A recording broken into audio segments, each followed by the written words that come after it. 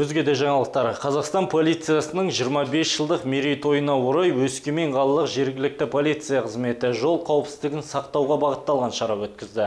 Кезекті шара мектеп оқушыларының қауіпсіздігін қамтамасыз ету мақсатында ұйымдастырылып отыр.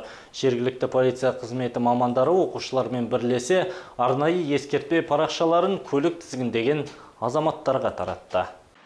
Республика көлемінде Қазақстан Республикасы полициясының 25 жылдығын атап өту шаралары жүргізілуде. Аталмыш игі шарадан шет қалмаған Өскемен қаласының жергілікті полиция қызметі мектеп оқушыларының жол қозғалысындағы қауіпсіздігін қамтамасыз ету мақсатында акция ұйымдастырды. Қауіпсіздік шарасына бағытталған акция мамыр айының 1-ші жұлдызынан маусымның 1-не дейін жалғаспақ. Арнайы ұйымдастырылған байқау барысында жеңіске жеткен қалалық жас инспекторлар өз білімдерін ортаға салды.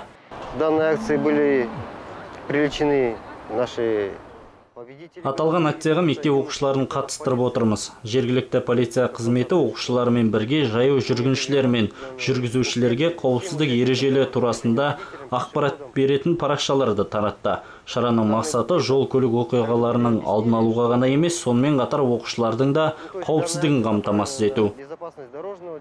Шараға мектеп оқушыларының қатысуы мамандардың айту бойынша ата-аналардың назарын қауіпсіздік ережелерінің сақталуына аудару дейді. Себебі ата-аналар балаларына талап қоя біліп, оларға үнемі өздері үлгі болса, балғындар келеңсіз жағдайға тап болмайды дейді.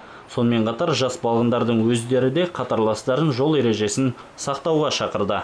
Әрбір оқушы жол ережесін білу керек. Егер ол жол ережесін білмесе, оқыс оқиға тап болуы мүмкін. Мен өз қатарластарымды жол ережесін сақтауға шақырамын.